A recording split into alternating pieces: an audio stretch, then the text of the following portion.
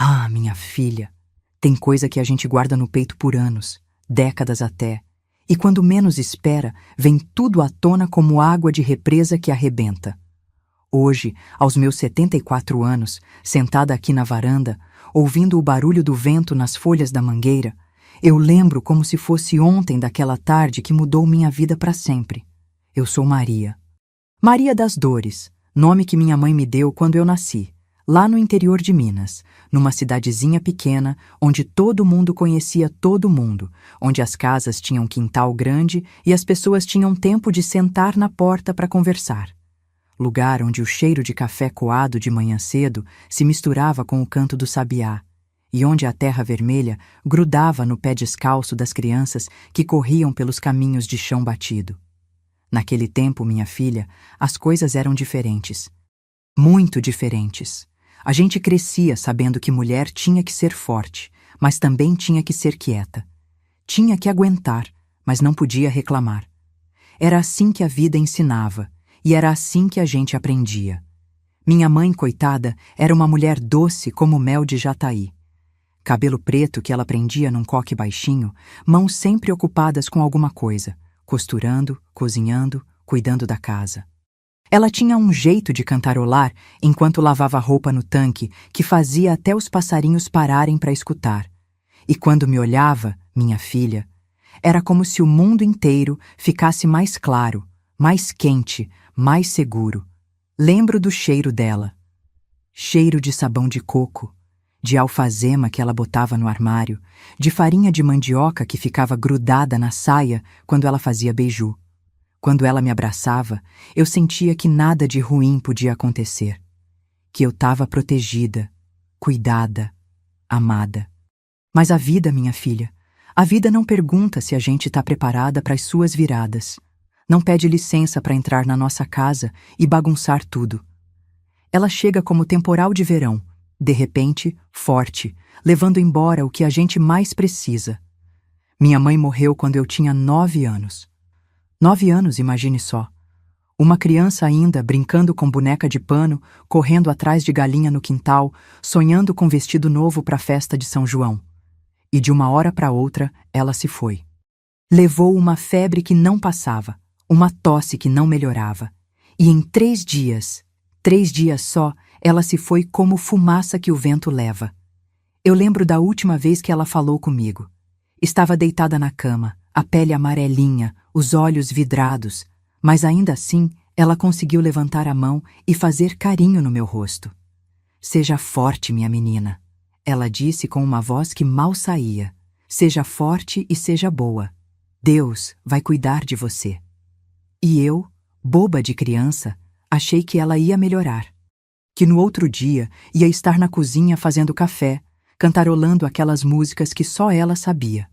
Mas não. Quando o dia amanheceu, minha mãe tinha virado estrela. Meu pai, ai, meu pai. Esse homem que antes era trabalhador, que chegava em casa suado do sol, que me levantava no colo e me chamava de princesinha, esse homem virou outra pessoa depois que minha mãe morreu. Virou um estranho dentro de casa. Primeiro foram os silêncios. Dias inteiros sem falar nada, apenas remoendo uma tristeza que parecia não ter fim. Depois vieram as saídas. Saía de manhã e só voltava de noite. Às vezes, nem voltava. E quando voltava, minha filha, vinha trazendo o cheiro da cachaça grudado na roupa, nos cabelos, na alma. A cachaça virou a companheira dele. Mais fiel que mulher, mais presente que filha, mais importante que qualquer coisa que ainda restava da nossa família. Ele bebia para esquecer, dizia. Bebia para dormir, bebia para acordar, bebia para viver, bebia para morrer um pouco a cada dia. E eu fui ficando sozinha. Sozinha numa casa que antes era cheia de vida e que agora parecia um cemitério. Sozinha cuidando de mim mesma, fazendo minha comida, lavando minha roupa, tentando entender por que Deus tinha levado minha mãe e deixado meu pai, mas um pai que não era mais pai. Os vizinhos olhavam com pena. Dona Conceição, que morava do lado, às vezes me chamava para comer um pedaço de bolo, para tomar um copo de leite. Coitada da menina. Eu escutava ela falando com outras mulheres. crescendo que nem mato, sem mãe, sem pai, sem ninguém para olhar por ela. Mas eu não queria pena. Eu queria minha mãe de volta. Queria meu pai de volta. Queria nossa casinha de volta, com o cheiro de café de manhã e o som da nossa alegria ecoando pelas paredes. Aos poucos, fui aprendendo que a vida não dá segunda chance para algumas coisas, que algumas perdas são definitivas, que alguns vazios não se enchem nunca mais. Fui aprendendo a ser forte do jeito que minha mãe pediu, mas também fui aprendendo que ser forte, às vezes, é simplesmente não desistir de respirar. Cresci depressa demais.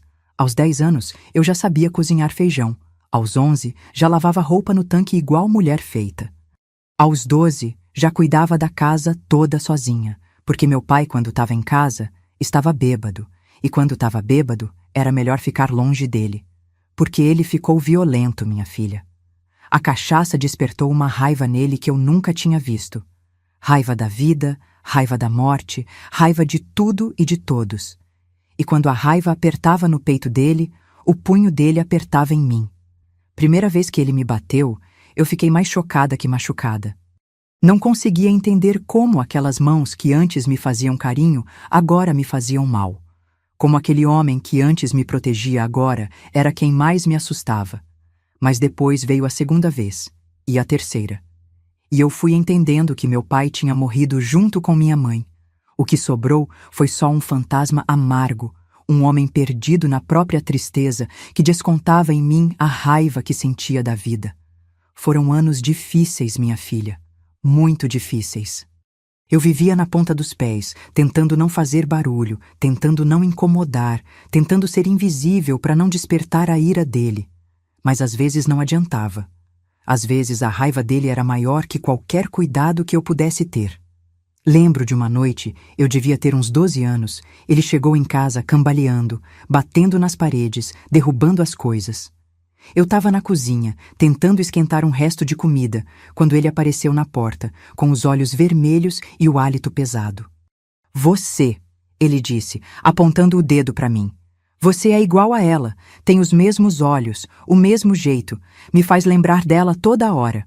E eu, boba, pensei que ele estava com saudade, que finalmente ia conversar sobre minha mãe, sobre como ela fazia falta para nós dois. Mas não. Ele continuou. E eu não aguento mais lembrar. Não aguento mais ver ela toda hora quando olho para você. Foi quando ele me deu o primeiro tapa, forte, que deixou minha cara ardendo e meus olhos cheios de lágrima. Não pela dor, mas pelo susto, pela decepção, pela constatação de que eu realmente tinha perdido meus 2 pais naquele dia em que minha mãe morreu. Daquele dia em diante, eu soube que estava sozinha no mundo, que ia ter que me virar, que ia ter que crescer, que ia ter que ser forte não porque eu queria, mas porque não tinha escolha. E foi assim que eu fui vivendo. Cuidando de casa, cuidando de mim, cuidando até dele quando a cachaça deixava ele doente. Fui crescendo em silêncio, em solidão, em medo, mas também em resistência. Porque algo dentro de mim, algo que minha mãe tinha plantado antes de partir, não me deixava desistir. Aos 13 anos, eu ainda brincava com boneca de pano quando sobrava tempo. Ainda corria atrás das galinhas no quintal quando o coração pedia um pouco de alegria. Ainda sonhava, às vezes, que minha mãe ia voltar, que meu pai ia melhorar, que nossa vida ia ser feliz de novo. Mas a vida, minha filha, a vida tinha outros planos para mim. Planos que nem nos meus piores pesadelos eu conseguia imaginar. Foi numa tarde de março, o sol queimando forte, as cigarras cantando sem parar, que meu pai me chamou no terreiro. Eu estava estendendo roupa no varal, gostando do cheiro do sabão e do vento morno que balançava os panos no arame. Ele apareceu na porta da cozinha, mais sério que o normal, e disse: Maria, para com isso e vem aqui. Preciso conversar com você. Essas lembranças doem, minha filha, mas também curam de algum jeito. Se você gosta de histórias assim, de histórias de vida real, de verdade que dói, mas que também ensina, se inscreve no canal, tá bom? A gente precisa guardar essas memórias, precisa contar essas histórias para que outras mulheres saibam que não estão sozinhas nas suas dores. Porque o que veio depois daquela conversa mudou tudo. Mudou minha vida, mudou meu destino, mudou quem eu era e quem eu ia me tornar. E se hoje eu tô aqui, sentada na minha varanda, contando essa história para os meus netos, é porque às vezes o que parece o fim é só o começo de algo que a gente nem imagina. Larguei o pano que estava torcendo, sequei as mãos na saia e fui até ele. Meu coração já estava apertado, porque quando meu pai falava daquele jeito, sério assim, nunca era coisa boa. Ele me olhou de um jeito esquisito, como se estivesse vendo uma coisa que eu não conseguia entender. Coçou a barba rala, cuspiu no chão e disse as palavras que eu nunca vou esquecer. Você vai embora daqui, Maria. Vai embora amanhã mesmo. Eu senti o chão fugir debaixo dos meus pés. Embora para onde, pai? Perguntei com a voz já tremendo. Para a casa do Coronel Raulino. Você vai ser criada dele. Vai ter cama, comida, roupa limpa, coisa que aqui não tem mais para dar. Coronel Raulino. Todo mundo conhecia esse nome na região. Homem rico, dono de terras, dono de gado, dono de quase tudo que prestava por ali. Mas também era conhecido por ser duro, seco, sem paciência para nada nem ninguém. Mas pai, eu não quero ir, eu disse sentindo as lágrimas começarem a escorrer. Eu quero ficar aqui com o senhor. Eu cuido da casa, eu cuido do senhor, eu não dou trabalho. Ele me cortou com um gesto seco da mão. Já tá decidido, Maria. Amanhã de manhã cedo, a carroça vem buscar você. Pode ir arrumando suas coisas. Foi só quando ele virou as costas para entrar em casa que eu vi o Coronel Raulino parado na porteira. Um homem grande, de bigode grisalho, montado num cavalo baio. Mas o que mais me chamou a atenção foram os olhos dele, vidrados, sem vida, olhando para lugar nenhum. Era verdade o que se falava. O coronel era cego. Naquela noite, eu não consegui dormir nem um minuto. Fiquei na cama de palha, olhando para o teto de zinco, ouvindo o barulho da chuva que começou a cair de mansinho. Meu peito estava apertado, minha cabeça cheia de pensamentos ruins, e eu não conseguia entender como meu pai podia me mandar embora assim, como se eu fosse um fardo que ele não aguentava mais carregar. De vez em quando, eu escutava ele conversando com alguém na sala. Vozes baixas, murmúrios que eu não conseguia entender direito. Mas pelo tom, eu sabia que não era conversa boa. Era conversa de negócio, de acerto, de coisa que já estava decidida e que eu não tinha voz nem vez. Quando o dia amanheceu, eu ainda estava acordada. Levantei devagar, fiz o café como sempre fazia, botei a mesa como sempre botava, fingi que era um dia normal, que minha vida não estava prestes a mudar para sempre. Meu pai apareceu na cozinha com a cara amarrada, os olhos vermelhos da bebida da noite anterior. Tomou o café em silêncio, sem me olhar, como se eu já tivesse virado fantasma. Arruma suas coisas, ele disse, ainda sem levantar os olhos da xícara. Não demora. Minhas coisas. Que coisas? 2 saias remendadas, 2 blusas desbotadas, um chinelo velho, a boneca de pano que minha mãe tinha feito para mim quando eu era pequena. Tudo isso coube numa trouxinha de pano que nem ocupava direito minhas 2 mãos. Enquanto eu arrumava, ouvi o barulho da carroça chegando. Roda de madeira chiando na terra molhada da chuva, o resfolegar dos bois, o barulho dos arreios balançando. Meu coração disparou. Era chegada a hora. Saí no terreiro com minha trouxinha na mão e vi o Coronel Raulino descendo da carroça. De perto, ele era ainda mais imponente, alto, largo de ombros, com aquele bigode grisalho bem cuidado e aqueles olhos que não viam nada, mas que pareciam ver tudo. Então essa é a menina, ele disse, com uma voz grave, pausada. Não era uma pergunta. Era uma constatação. É essa mesmo, respondeu meu pai, limpando as mãos na calça. Trabalhadeira, obediente, não dá trabalho. Eu fiquei ali parada, igual galinha no terreiro, sem saber o que fazer, o que falar, para onde olhar. O coronel virou a cabeça na minha direção, como se tivesse me ouvindo respirar. Quantos anos? Ele perguntou. 13, meu pai respondeu antes que eu pudesse abrir a boca. Sabe cozinhar? Lavar? Cuidar de casa? Sabe sim, senhor. Desde pequena que ela cuida de tudo aqui. Eles falavam de mim como se eu fosse um animal na feira. Como se eu não tivesse ouvidos para escutar, boca para falar, coração para sentir. Eu era só uma coisa que estava sendo passada de uma mão para outra. Foi quando o coronel falou diretamente comigo, pela primeira vez. Você tem medo, menina? A pergunta me pegou desprevenida. Eu olhei para ele, para aqueles olhos que não me viam, e por algum motivo que eu não conseguia entender, decidi falar a verdade. Tenho sim, senhor. Tenho medo de tudo. Ele fez um barulho que parecia quase um riso. Pelo menos você é honesta. Isso é bom. Meu pai pigarreou incomodado. Ela vai se acostumar logo, coronel. É questão de tempo. Tempo é o que não falta, o coronel respondeu. Depois se virou para mim de novo. Sobe na carroça, menina. Vamos embora. Eu olhei para minha casa pela última vez. A casinha simples, de parede de adobe e telhado de zinco, onde eu tinha nascido, onde minha mãe tinha me criado, onde eu tinha sido feliz antes de aprender o que era tristeza. Olhei para o quintal onde eu brincava, para o pé de manga onde eu subia para pegar fruta, para o tanque onde eu lavava roupa. Depois olhei para o meu pai. Ele estava parado na porta, com as mãos nos bolsos, olhando para qualquer lugar menos para mim. Esperei que ele falasse alguma coisa, que ele me desse um abraço, que ele me pedisse desculpa. Mas ele não fez nada. Só ficou ali, parado, como se estivesse esperando eu sumir da vista dele. Subi na carroça com a trouxinha apertada contra o peito. O carroceiro, um homem magro e queimado de sol, deu um assovio para os bois e a carroça começou a andar. Devagar no começo, depois mais rápido, levantando poeira vermelha no caminho. Eu me virei para trás, para ver minha casa ficando pequenininha, meu pai virando um pontinho na porta. E foi então que eu entendi, de verdade, que minha infância tinha acabado. Que eu não era mais a Maria que brincava de boneca e corria atrás de galinha. Eu era a Maria que tinha sido vendida. Porque não tinha outra palavra para aquilo. Meu pai tinha me vendido. A viagem até a fazenda do coronel demorou quase o dia todo. A carroça balançava na estrada de terra, o sol queimava forte, e eu fiquei ali sentada, segurando minha trouxinha, tentando não chorar na frente daqueles homens. O coronel não falou nada durante toda a viagem.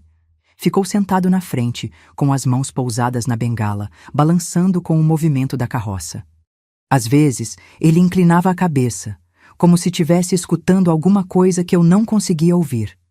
O vento nas árvores, o canto dos passarinhos, o barulho das rodas na terra. Quando o sol começou a se pôr, a carroça parou na frente de uma casa que eu nunca tinha visto igual.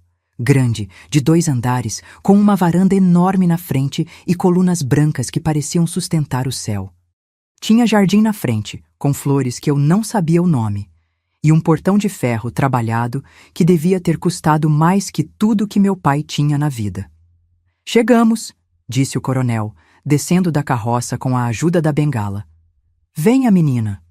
Eu desci também, com as pernas bambas de tanto tempo sentada, e segui ele até a porta da casa.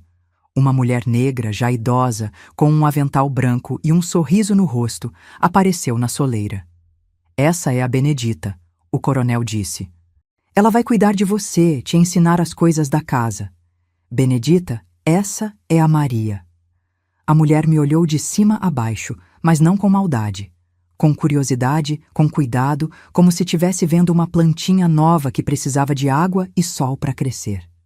Oi, Maria, ela disse com uma voz doce que me lembrou um pouco da minha mãe. Seja bem-vinda, minha filha. Bem-vinda. Fazia tanto tempo que ninguém me falava assim, com carinho, com acolhimento. Eu sentia a garganta apertar e os olhos marejarem. Benedita, leve ela para a cozinha, dê comida para ela, mostre onde ela vai dormir, o coronel falou, já subindo a escada. Amanhã cedo começamos a rotina. Benedita me fez sinal para seguir ela. Entramos na casa e eu fiquei de boca aberta. Nunca tinha visto nada igual. O chão era de tábua encerada, brilhando como espelho. As paredes eram pintadas de branco, com quadros pendurados. Tinha móveis de madeira escura, polidos, cheirando a cera de abelha. Tinha tapetes coloridos, cortinas de renda, vasos com flores. Não precisa ficar assustada, Benedita disse, notando meu espanto. É só uma casa. Casa grande, é verdade, mas é só uma casa. Ela me levou para a cozinha, que era maior que a sala da minha antiga casa. Tinha fogão a lenha, mas um fogão grande, com várias bocas. Tinha mesa de madeira maciça, armários até o teto, prateleiras cheias de panela, pote, vasilha de todo tipo. Você deve estar com fome, ela disse, mexendo numa panela que estava no fogo. Senta aí que eu vou esquentar uma comida para você. Eu me sentei na mesa, ainda meio atordoada com tudo aquilo. Benedita botou na minha frente um prato com arroz, feijão, carne de panela, abóbora refogada. Comida de verdade, comida que tinha gosto, comida que meu estômago não lembrava há tempos. Come devagar, ela disse sentando do meu lado. Não vai faltar. Enquanto eu comia, ela ficou me observando. Não com curiosidade besta, mas com um olhar de quem estava tentando entender, de quem estava tentando cuidar. Você é nova, ela disse. Muito nova para estar longe de casa. Eu engoli o pedaço de carne que estava mastigando e disse: Não tenho mais casa, dona Benedita. Meu pai me vendeu. As palavras saíram assim, sem filtro, sem medo. Talvez porque eu estava cansada demais para mentir, ou porque alguma coisa naquela mulher me passava confiança. Benedita suspirou fundo. Ai, minha filha. Tem pai que não merece esse nome mesmo. A senhora acha que o coronel é ruim? Eu perguntei baixinho. Ela ficou pensativa um tempo antes de responder. O coronel Raulino é um homem complicado, Maria. Perdeu muita coisa na vida. A vista, a mulher, os filhos que nunca veio, isso deixa qualquer um meio amargurado. Ele vai me bater? Não, minha filha. Ele nunca bateu em ninguém aqui. Ele é duro às vezes, é verdade, mas não é malvado. Você vai ver. Depois que eu terminei de comer, Benedita me mostrou a casa. Sala grande com móveis pesados, biblioteca cheia de livros, escritório com uma mesa enorme. E lá em cima, os quartos. Um deles era meu. Não era grande, mas era maior que qualquer coisa que eu já tinha tido. Tinha uma cama de verdade, com colchão e travesseiro. Tinha uma cômoda, um espelho, uma janela que dava para o jardim. Tinha roupa de cama limpa, cheirando a alfazema.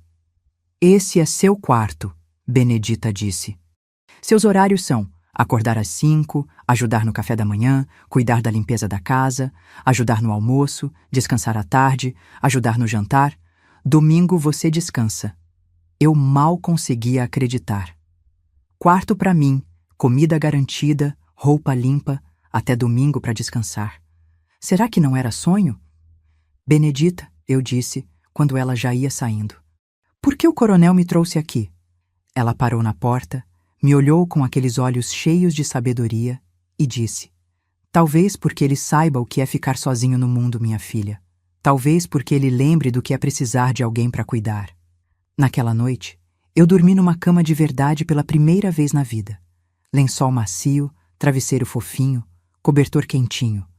Mas antes de dormir, eu pensei em tudo que tinha acontecido. Em como minha vida tinha mudado em poucas horas. Em como eu tinha saído de um lugar onde não era querida para outro, onde pelo menos eu tinha valor. Não sabia ainda que valor era esse. Não sabia o que o coronel esperava de mim. Não sabia se eu ia conseguir fazer o que ele queria. Mas pela primeira vez em muito tempo, eu senti algo que tinha esquecido como era. Esperança. Os primeiros dias na casa do coronel foram como aprender a andar de novo. Tudo era diferente. Tudo tinha seu jeito, sua hora certa, seu lugar exato. Benedita me ensinou a rotina da casa com paciência de mãe, ensinando o filho pequeno a falar. O coronel gosta das coisas no lugar, ela me explicava, enquanto eu aprendia a dobrar os lençóis do jeito certo. Não é por maldade, Maria. É porque ele não enxerga, então ele precisa que tudo esteja sempre onde ele espera encontrar. Fazia sentido. Eu comecei a entender que a cegueira dele não era só dos olhos, era também um jeito de organizar o mundo, de fazer as coisas funcionarem sem que ele precisasse ver. Ele conhecia cada canto daquela casa, cada móvel, cada degrau. Andava pela casa toda sem bengala, só usando os ouvidos e a memória. De manhã cedo, quando eu ia varrer a varanda, sempre ouvia ele no escritório. O barulho da cadeira rangendo, papéis sendo mexidos, a voz dele ditando cartas para Benedita escrever. Ele acordava antes de todo mundo e já começava a trabalhar, cuidando dos negócios da fazenda. Às vezes eu ficava curiosa, querendo saber como ele fazia para cuidar de tanta coisa sem enxergar. Mas Benedita me alertava. Não fica xeretando, menina.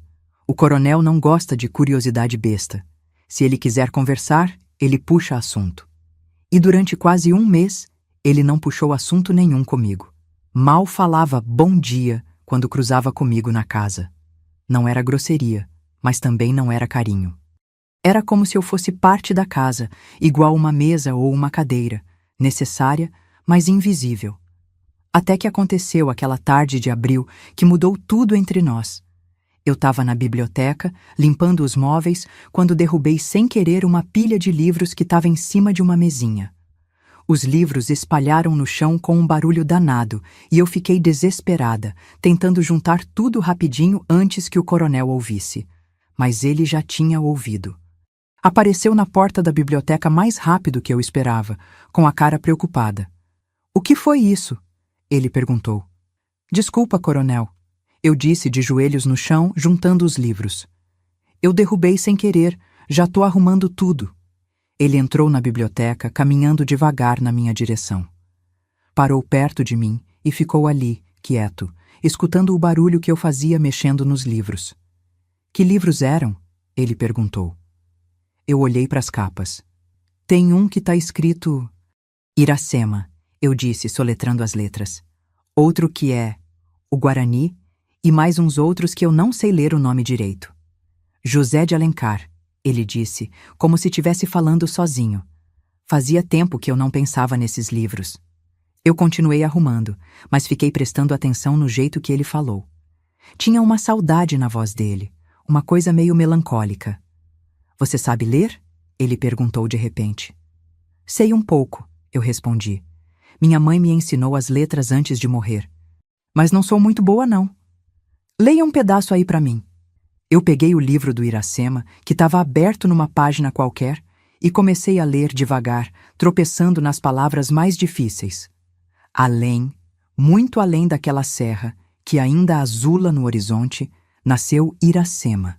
Iracema, a virgem dos lábios de mel, que tinha os cabelos mais negros que a asa da graúna. "Para", ele disse, mas não com raiva. Com alguma coisa que eu não conseguia entender. "Chega." Ele ficou quieto por um tempo longo, só ouvindo minha respiração e o vento batendo na janela. Depois, falou baixinho. "Minha mulher gostava desse livro. Ela lia para mim antes de dormir." Foi a primeira vez que ele falou da mulher dele para mim. Eu sabia, pelos comentários de Benedita, que ele tinha sido casado, mas que a esposa tinha morrido anos antes. Mas ele nunca tinha tocado no assunto. "Ela morreu faz tempo?" eu perguntei, sem pensar se era apropriado ou não.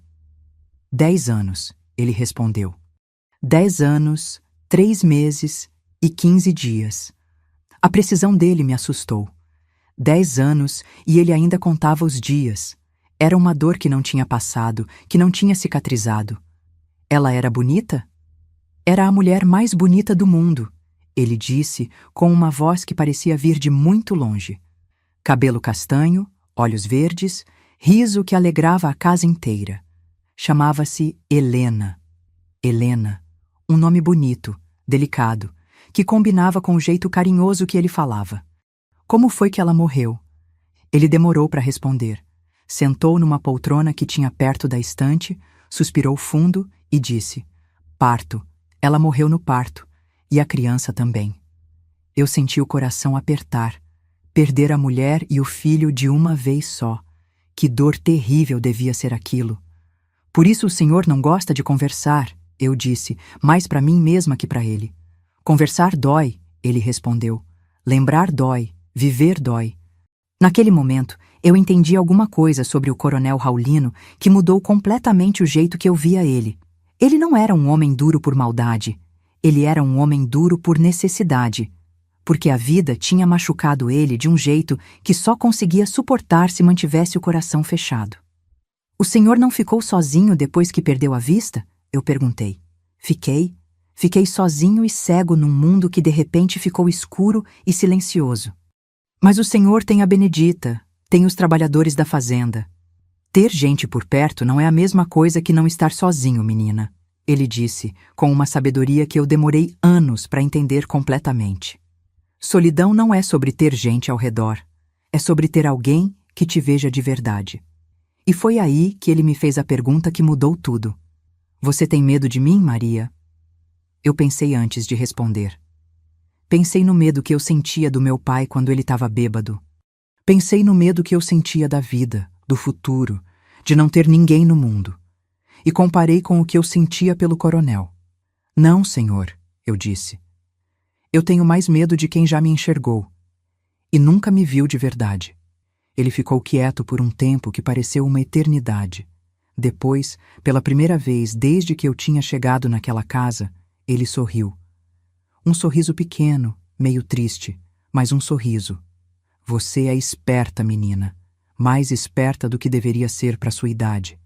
É que a vida ensina depressa quando a gente não tem escolha, eu respondi. Daquele dia em diante, alguma coisa mudou entre nós. Não foi uma mudança grande, não foi uma mudança que qualquer pessoa de fora perceberia, mas foi uma mudança real, verdadeira. Ele começou a conversar comigo. Não muito, não todos os dias, mas às vezes. Perguntava como eu tinha dormido, se eu estava me acostumando com a casa, se eu precisava de alguma coisa. E eu percebi que quando ele perguntava, ele realmente queria saber a resposta. Benedita notou a mudança também. O coronel tá diferente, ela me disse um dia, enquanto a gente preparava o almoço. Faz tempo que eu não vejo ele assim. Assim como? Menos carrancudo, menos triste, como se ele tivesse lembrado que ainda tá vivo. Uma semana depois do episódio da biblioteca, ele me chamou no escritório dele. Eu entrei com o coração batendo forte, pensando que tinha feito alguma coisa errada. Maria, ele disse, sem levantar os olhos dos papéis que estava mexendo. Eu quero que você comece a ler para mim. Ler o quê, coronel? Os livros, as cartas, os jornais que chegam aqui. Benedita lê, mas a vista dela não tá mais boa, e você tem uma voz agradável. Eu fiquei sem saber o que dizer. Ler para ele significava ficar perto dele, conversar com ele, fazer parte da vida dele de um jeito diferente. Eu não leio muito bem, eu disse. Você aprende. Eu te ensino. E foi assim que começou. Toda tarde, depois do almoço, eu ia para o escritório dele com um livro ou um jornal e lia. No começo, eu tropeçava nas palavras, pronunciava tudo errado, tinha que parar a todo momento para perguntar o que significava uma palavra ou outra. Mas ele tinha paciência. Uma paciência infinita. Corrigia minha pronúncia sem me fazer sentir burra, explicava as palavras que eu não conhecia, me ajudava a entender o que os textos queriam dizer. Devagar, Maria, ele dizia quando eu tentava ler rápido demais. As palavras não vão fugir. Deixa elas chegarem até você no tempo delas. E as palavras chegavam. Aos poucos, devagar, mas chegavam. Eu comecei a ler melhor, a entender melhor, a gostar mais, e percebi que ler para ele não era só uma tarefa, era um presente que eu estava dando e que ele estava recebendo com gratidão. Um dia, eu estava lendo uma notícia do jornal sobre as plantações de café quando ele me interrompeu. Maria, posso te fazer uma pergunta? Pode, coronel. Por que seu pai te mandou embora? A verdade. Eu parei de ler e fiquei olhando para ele. Era uma pergunta que eu sabia que uma hora ia chegar, mas que eu não sabia como responder. Ele me vendeu, eu disse, simples assim. Por 2 vacas e um saco de milho. O coronel ficou muito quieto. Depois, falou baixinho. Nenhum pai deveria fazer isso com um filho. Mas ele fez, eu disse. E de um jeito estranho, eu até agradeço. Por quê? Porque se ele não tivesse feito, eu nunca teria conhecido o Senhor. Nunca teria vindo para cá. Nunca teria descoberto que eu podia ser mais do que eu pensava que era. Foi quando aconteceu a coisa mais inesperada. O coronel Raulino, aquele homem duro, seco, que nunca demonstrava sentimento, estendeu a mão na minha direção. Eu peguei a mão dele e ela era quente, calejada de trabalho, mas também era gentil. Ele apertou minha mão com cuidado, como se estivesse segurando uma coisa preciosa. Maria, ele disse, você me devolveu alguma coisa que eu pensava que tinha perdido para sempre. O que foi, coronel? a vontade de acordar de manhã. Naquele momento, minha filha, eu entendi que o que estava acontecendo entre nós não era o que as pessoas de fora podiam imaginar. Não era um homem rico se aproveitando de uma menina pobre. Era duas pessoas solitárias que se encontraram e descobriram que podiam curar, uma na outra, feridas que pareciam não ter cura. Eu tinha chegado naquela casa como uma coisa vendida, como um fardo que meu pai não queria mais carregar. Mas eu estava me transformando em alguém necessária, alguém importante, alguém que fazia diferença na vida de outro ser humano. E pela primeira vez desde que minha mãe morreu, eu me senti em casa. Mas a vida, minha filha, a vida tem um jeito cruel de testar a gente, bem quando a gente está começando a ser feliz. E o nosso teste veio de onde menos esperávamos, da própria cidade, das línguas soltas, dos olhares maldosos de quem não consegue ver bondade sem querer transformar em maldade. Tudo começou quando Dona Carmen, a mulher do delegado, veio fazer uma visita. Era uma tarde de junho, o ar seco, o sol batendo forte no terreiro, quando eu vi a carruagem dela parar na frente da casa. Dona Carmen era uma dessas mulheres que se achavam donas da moral da cidade inteira, nariz empinado, vestido sempre preto, rosário na mão e veneno na língua. Ela entrou na sala como se fosse dona do lugar, cumprimentou o coronel com aquela educação falsa que as pessoas finas usam, e ficou me olhando de canto de olho como se eu fosse uma coisa suja que tinha aparecido no canto da sala. Coronel Raulino, ela disse, depois de aceitar o café que Benedita serviu. Eu vim aqui porque estou preocupada com sua reputação. Minha reputação? Ele perguntou, franzindo o sobrolho. É sobre essa menina que o senhor trouxe para cá. As pessoas estão falando, coronel. Estão falando muito. Eu senti o sangue gelar nas veias. Estava na cozinha, mas conseguia ouvir toda a conversa, e cada palavra era como uma facada no peito. Falando o quê, exatamente? O coronel perguntou, com uma voz que eu já conhecia. Era a voz que ele usava quando estava ficando irritado. Ora, coronel, o senhor sabe como é o povo. Um homem sozinho, uma menina nova na casa, as línguas não param. E o que exatamente essas línguas estão dizendo? Dona Carmen baixou a voz, mas não o suficiente para eu não ouvir. Dizem que o senhor comprou a menina do pai dela, que ela não está aqui para trabalhar, se é que me entende, que o senhor... Bem, que o senhor está se aproveitando da situação. O silêncio que se seguiu foi tão pesado que eu quase conseguia sentir ele pressionando meus ombros. Eu fiquei ali parada na cozinha, segurando a xícara que estava lavando, com as mãos tremendo de raiva e de medo. Senhora, o coronel disse, e a voz dele estava fria como gelo. Eu acho melhor a senhora escolher bem as próximas palavras. Coronel, eu não estou dizendo que é verdade. Eu só estou avisando o que anda se comentando. O senhor é uma pessoa respeitada na cidade, não pode deixar que falem essas coisas do senhor. E o que a senhora sugere que eu faça? Mande a menina embora. Arranje outra pessoa para cuidar da casa, alguém mais velha, mais... apropriada. Assim o povo para de falar. Eu senti o chão fugir debaixo dos meus pés. Mandar embora. Ela queria que ele me mandasse embora. E para onde eu ia? De volta para o meu pai que me vendeu? Para a rua sozinha no mundo? A menina fica, o coronel disse firme. Mas, coronel... A conversa acabou, Dona Carmen. Benedita vai acompanhar a senhora até a porta. Depois que ela saiu, eu fiquei na cozinha fingindo que estava trabalhando. Mas, na verdade, eu estava tentando não chorar. As palavras dela ficaram ecoando na minha cabeça. Se aproveitando da situação. Comprou a menina. Não está aqui para trabalhar. Era isso que as pessoas pensavam de mim? Era isso que elas imaginavam que estava acontecendo naquela casa? Que eu era alguma coisa suja, alguma coisa imoral? O coronel apareceu na cozinha 1 hora depois. Eu estava sentada à mesa, mexendo numa xícara de café que tinha esfriado fazia tempo. Você ouviu a conversa, ele disse. Não era pergunta. Ouvi, eu respondi, sem levantar os olhos.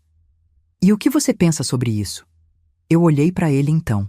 Para aquele homem que tinha me acolhido quando eu não tinha mais ninguém no mundo, que tinha me ensinado a ler melhor, que conversava comigo como se eu fosse gente de verdade. Eu penso que as pessoas veem maldade onde não tem porque não conseguem acreditar que ainda existe bondade no mundo. eu disse. Ele ficou quieto por um tempo. Depois, sentou na cadeira do lado da minha. Maria, eu quero que você saiba uma coisa. Eu trouxe você pra cá porque eu vi uma menina que precisava de ajuda. Nada mais, nada menos. E se alguém quiser pensar diferente, o problema é da pessoa, não nosso. Mas e se as pessoas continuarem falando? E se elas vierem incomodar o Senhor por minha causa? Deixa elas falarem. Quem fala de vida alheia é porque a própria vida não tem nada de interessante. Mas as faladeiras não pararam por aí. Nas semanas que se seguiram, a situação foi ficando pior. Dona Carmen voltou mais 2 vezes, sempre com a mesma conversa. Outros vizinhos começaram a fazer comentários quando o coronel ia na cidade. O padre Antônio, veio fazer uma visita pastoral, que todo mundo sabia que era para ver com os próprios olhos o que estava acontecendo. E o pior de tudo é que as falas começaram a afetar não só a gente, mas também as pessoas que trabalhavam na fazenda. Eu via os olhares, ouvia os murmúrios, sentia o jeito diferente que eles me tratavam. Uma tarde, eu estava no quintal estendendo roupa quando ouvi 2 lavadeiras conversando perto do tanque. Essa menina tem a vida feita, uma disse. Tão nova e já sabe como conseguir as coisas. É mesmo, a outra respondeu. Enquanto a gente sua a camisa trabalhando, ela fica na sala lendo livro pro coronel. Que trabalho é esse? Trabalho de outro tipo, se você me entende. Elas riram daquele jeito maldoso que faz a gente sentir vergonha mesmo sem ter feito nada errado. Eu larguei a roupa no varal e saí correndo, com o coração em pedaços. Benedita me encontrou chorando no meu quarto. Que foi, minha filha? Eu contei para ela o que tinha ouvido. Ela sentou na cama do meu lado e me abraçou como minha mãe fazia quando eu era pequena. Maria, você não pode dar ouvidos para essas bobagens. Você sabe quem você é, eu sei quem você é, o coronel sabe quem você é, o resto não importa. Mas importa sim, Benedita. Tá atrapalhando a vida do coronel. Tá fazendo as pessoas falarem mal dele. E você acha que ele se importa com o que essas pessoas falam? Ele deveria se importar. Ele é uma pessoa importante na cidade. Maria, escuta bem o que eu vou te falar. O coronel Raulino perdeu tudo na vida que realmente importava. A mulher, o filho, a vista. Você acha mesmo que ele vai se preocupar com a opinião de gente que nunca perdeu nada? Mas eu me preocupava. Me preocupava tanto que comecei a evitar ficar muito tempo com ele. Parei de ler na sala, passei a ler só no escritório, com a porta fechada. Parei de conversar muito, voltei a ser só educada, só respeitosa. O coronel notou a mudança. Maria, ele me chamou um dia. Por que você tá diferente? Não tô diferente, coronel. Tá sim. Você mal fala comigo, não conta mais suas histórias, não ri das minhas piadas ruins. O que foi que aconteceu? Eu não consegui segurar e desabei. As pessoas estão falando mal do Senhor por minha causa, estão dizendo que o Senhor me comprou para coisas que não são verdade.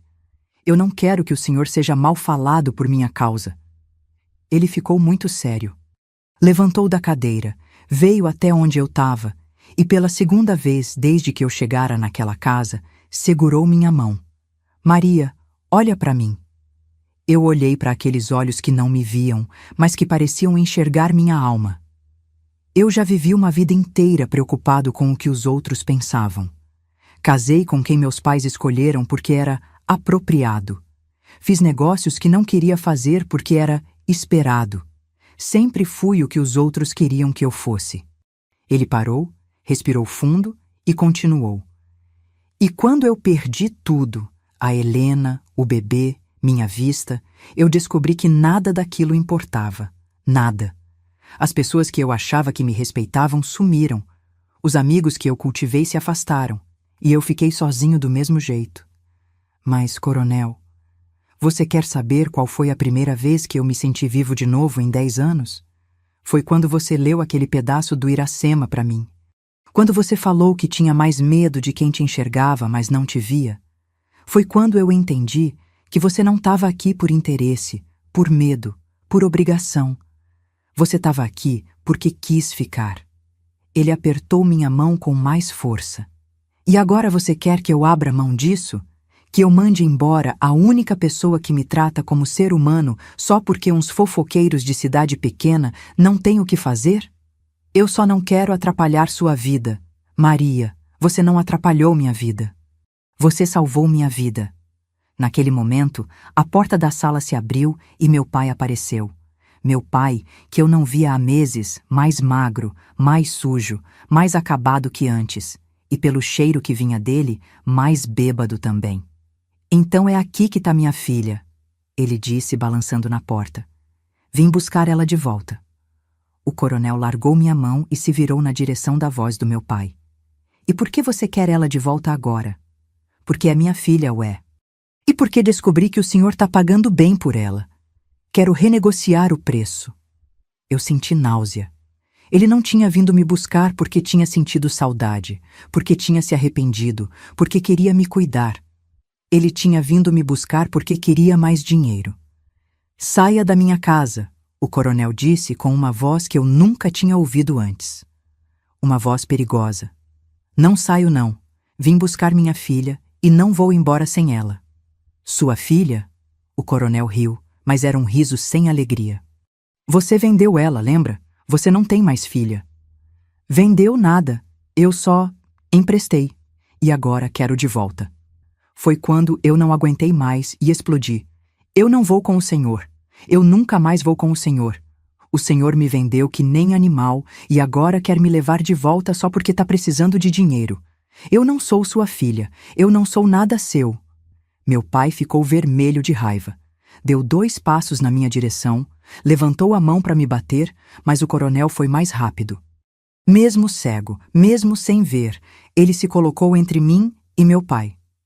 Se você encostar um dedo nela, o coronel disse, baixinho, mas firme, eu te mato. E não pense que ser cego me impede de fazer isso. Meu pai parou, assustado. Talvez ele tivesse percebido que o coronel não estava blefando. Isso não vai ficar assim, ele resmungou. Vou procurar a justiça, vou falar com o delegado. Essa menina é menor de idade, é minha filha e eu tenho direito sobre ela. E saiu da casa pisando duro, deixando um rastro de ameaças e cachaça no ar. Eu e o coronel ficamos ali parados, em silêncio, processando o que tinha acontecido. Minha vida, que parecia ter encontrado um rumo, que parecia ter achado um lar, de repente estava ameaçada de novo. Ele vai mesmo procurar a justiça? Eu perguntei. Provavelmente, o coronel respondeu. E o pior é que tecnicamente ele tem razão. Você é menor de idade, ele é seu pai, e pela lei... Ele não precisou terminar a frase. Eu entendi. Pela lei, eu tinha que voltar para a casa do meu pai. Mesmo sendo um pai que me vendera, mesmo sendo um pai que me batia, mesmo sendo um pai que só queria me usar para conseguir dinheiro.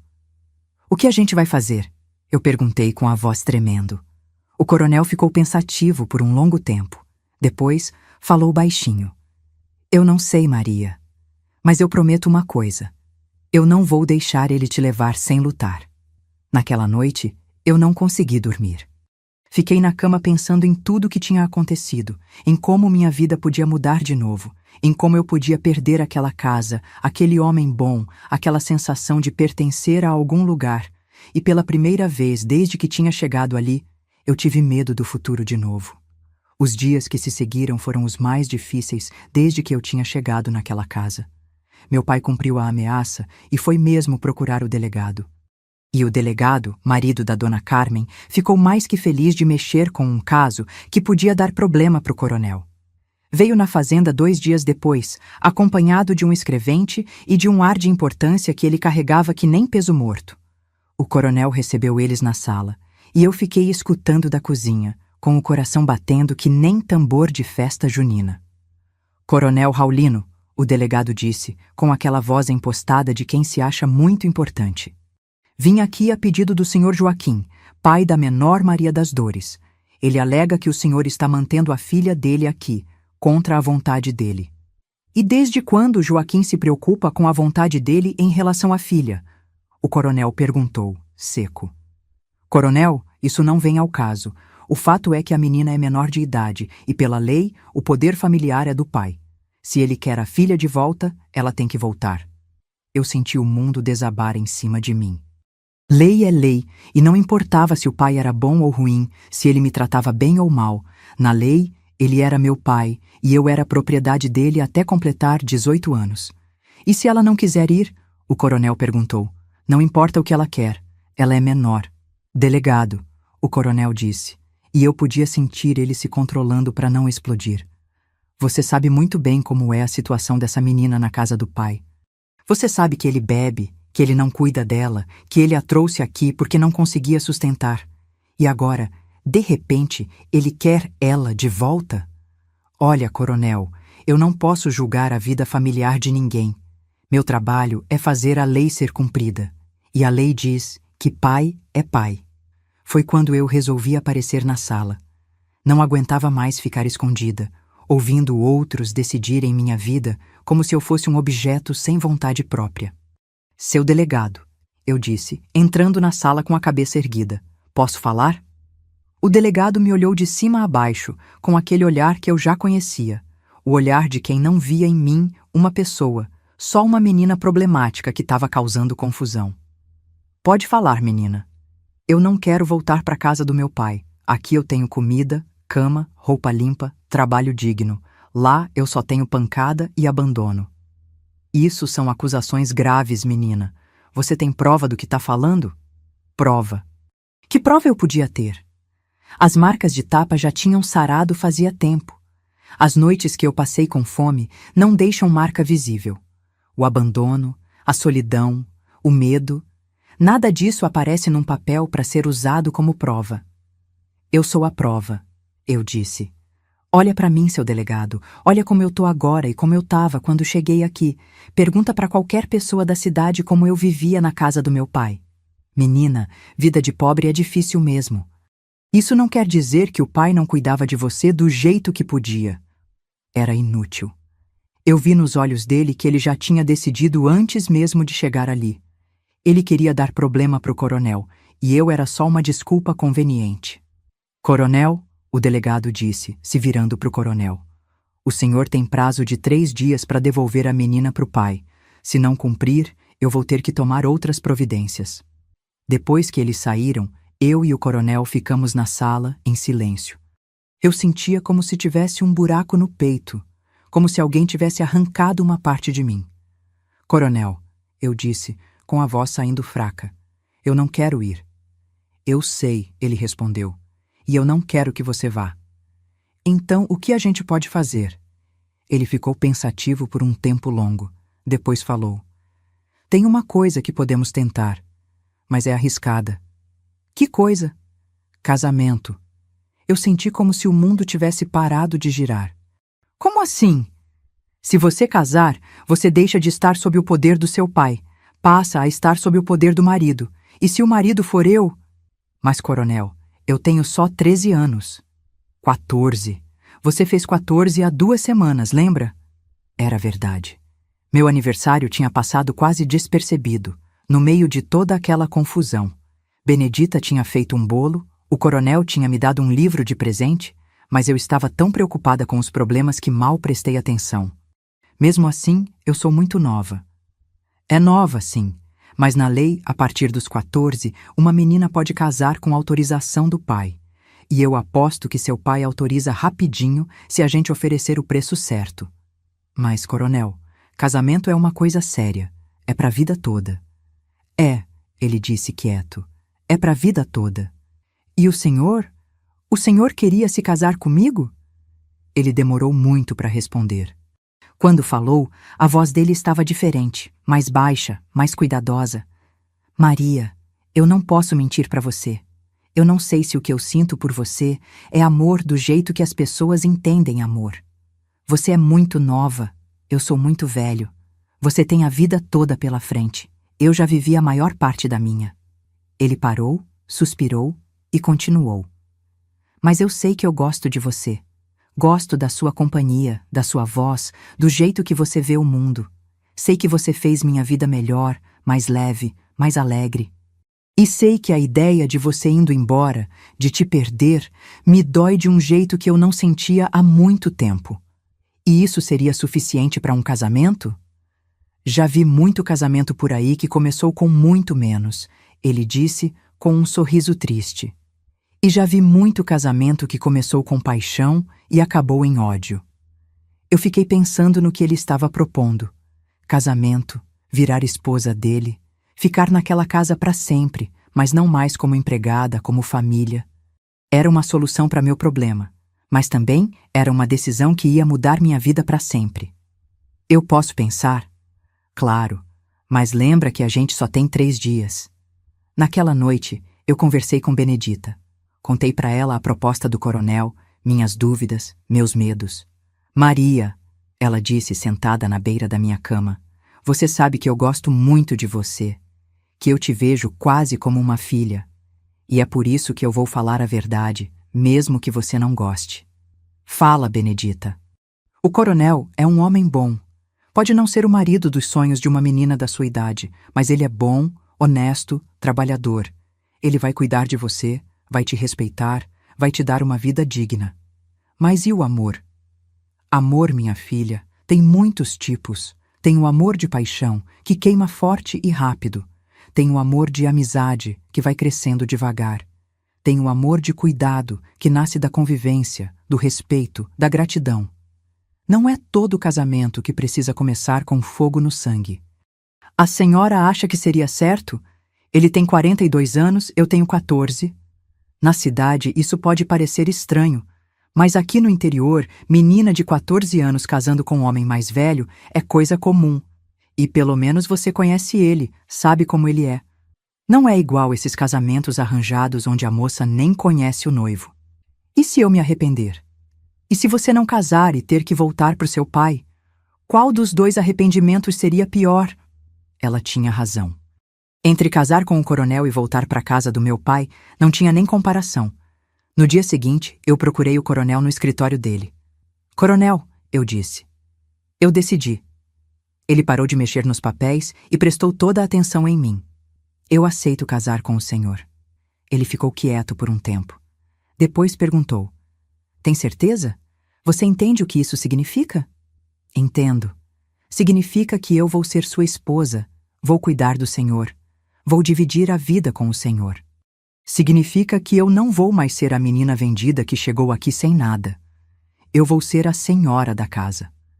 E você se sente preparada para isso?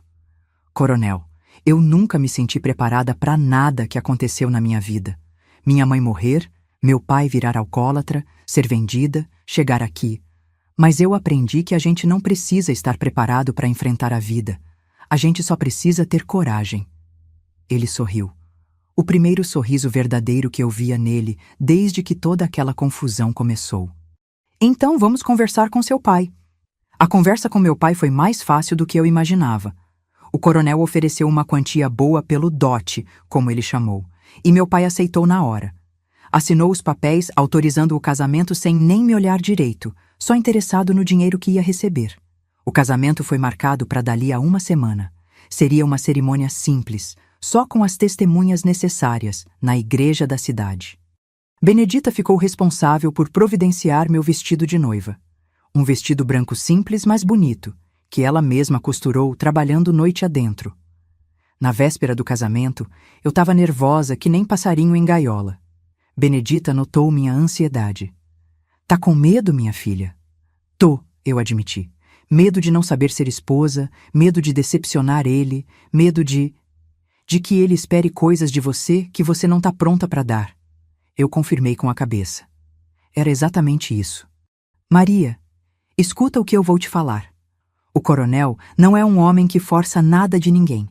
Ele vai respeitar seu tempo, seu jeito, seus limites. Vocês vão aprendendo a ser casados no tempo de vocês. E se eu nunca conseguir amar ele do jeito que uma esposa deve amar o marido? Minha filha, você já ama ele. Pode não ser o amor de paixão que você vê nas novelas, mas é amor do mesmo jeito. Amor de gratidão, amor de admiração, amor de querer bem. E às vezes, isso é mais forte e mais duradouro que a paixão. Naquela noite, eu já nem achava que contaria isso um dia. Mas quem sabe alguém se sinta menos sozinha, ouvindo a história de como uma menina vendida virou senhora da casa mais respeitada da região. Se essas memórias tocam seu coração, se inscreve no canal, porque ainda tem muito mais para contar sobre essa história que mudou minha vida para sempre. O dia do meu casamento amanheceu com um céu azul que parecia pintado à mão. O ar estava fresco, com aquele cheirinho de terra molhada do sereno da madrugada, e eu acordei com um misto de nervoso e esperança que eu nunca tinha sentido antes. Benedita entrou no meu quarto cedo, carregando uma bandeja com café, pão na chapa e geleia de jabuticaba. Come alguma coisa, Maria.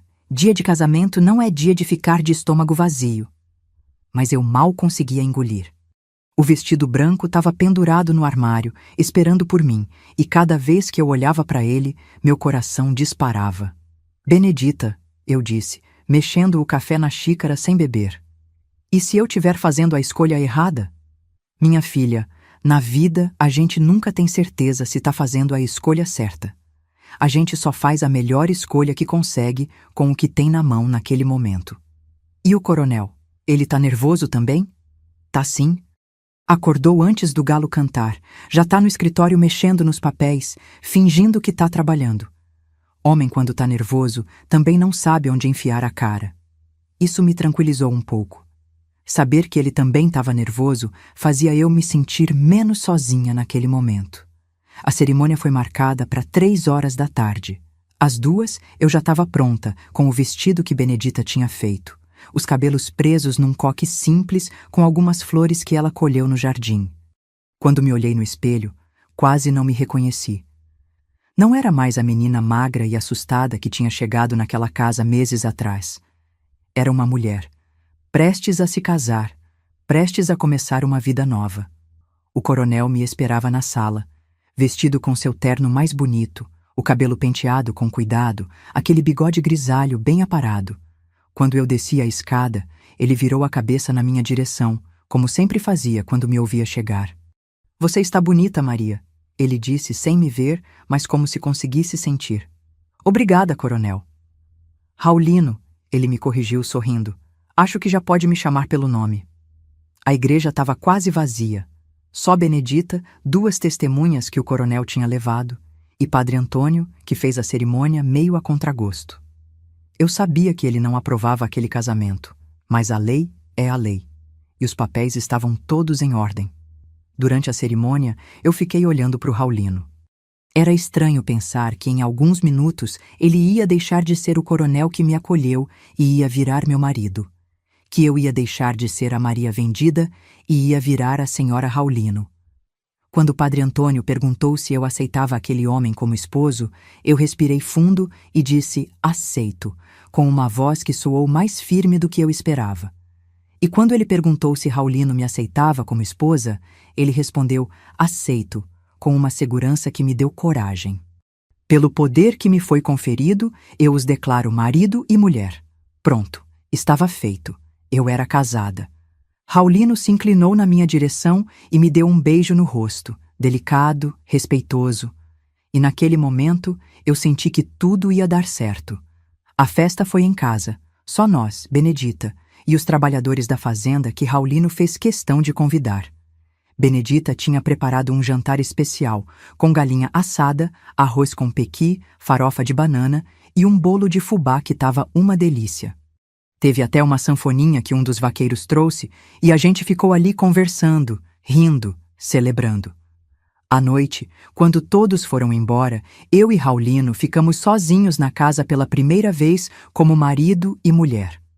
Eu estava nervosa, sem saber o que esperar, sem saber como ia ser.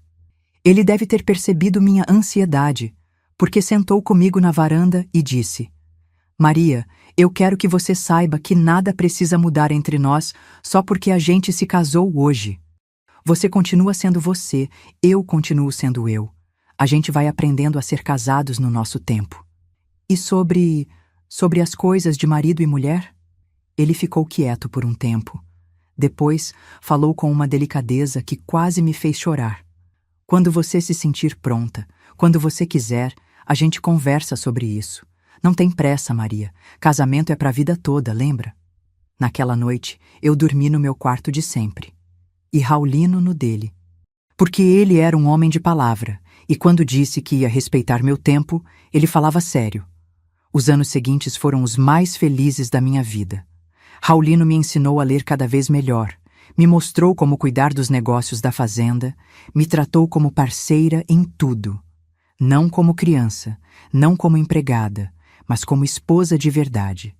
Devagar, muito devagar, o carinho que eu sentia por ele foi se transformando em algo maior. Não foi paixão fulminante como nos livros, mas foi um amor que cresceu como planta bem cuidada. Devagar, mas com raízes profundas. Quando eu completei 16 anos, eu mesma procurei ele e disse que estava pronta para ser esposa dele em todos os sentidos. E ele, sempre gentil, sempre cuidadoso, fez com que nossa primeira noite juntos fosse bonita, sem pressa, sem pressão. 2 anos depois, eu engravidei do primeiro filho. Raulino ficou tão feliz que chorou igual criança. Ele, que tinha perdido um filho antes mesmo de conhecer, ia ter uma segunda chance de ser pai. Minha gravidez foi tranquila e quando nossa filha nasceu, uma menina linda que a gente chamou de Helena, em homenagem à primeira esposa dele, eu vi Raulino se transformar. Ele segurava aquela criancinha no colo com tanto cuidado, tanto amor, que eu sabia que nossa família ia ser abençoada.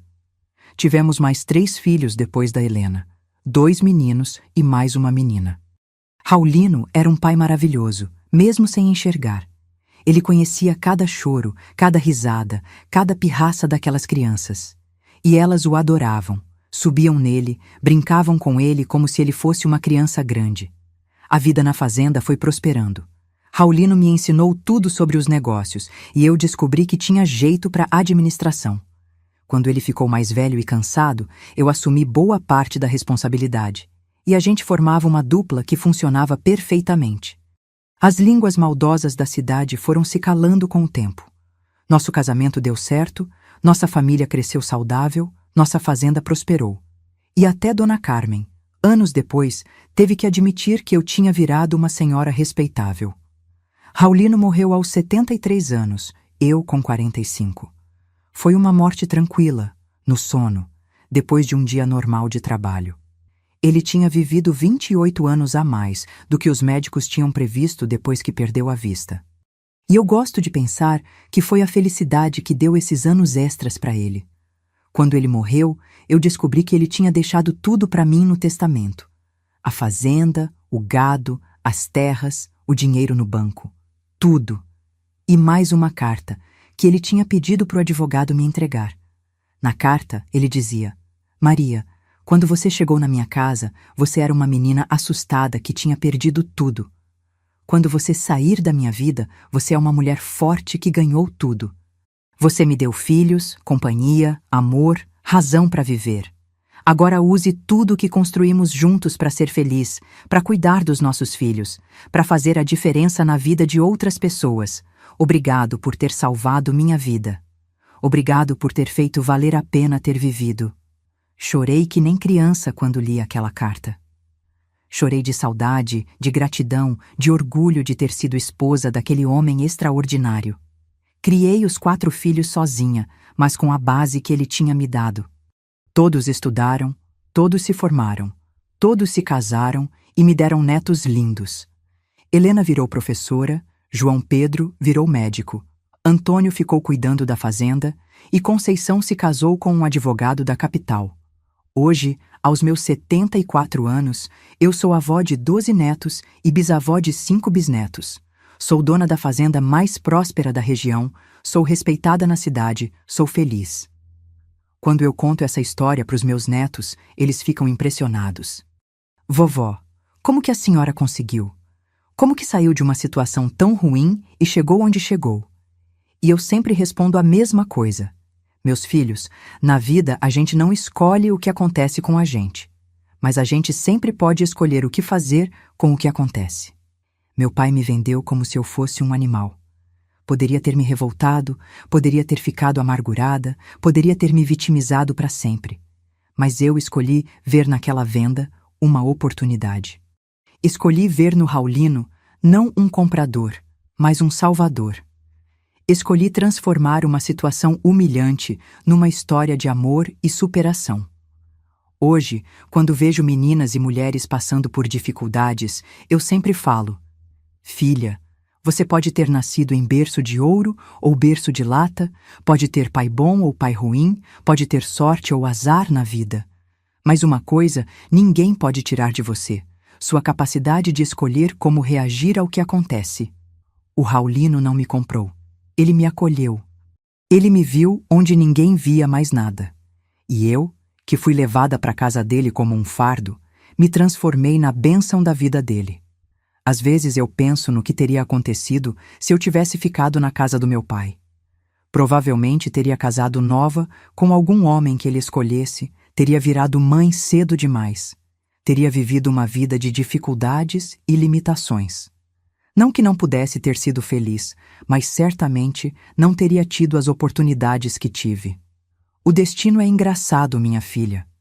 Às vezes ele parece cruel, mas depois a gente descobre que era exatamente o que precisava acontecer para a gente chegar onde precisava chegar. Meu pai me vendeu achando que estava se livrando de um problema, mas na verdade ele me deu o maior presente da minha vida: a chance de conhecer um homem bom, de construir uma família linda, de me tornar a mulher que eu me tornei.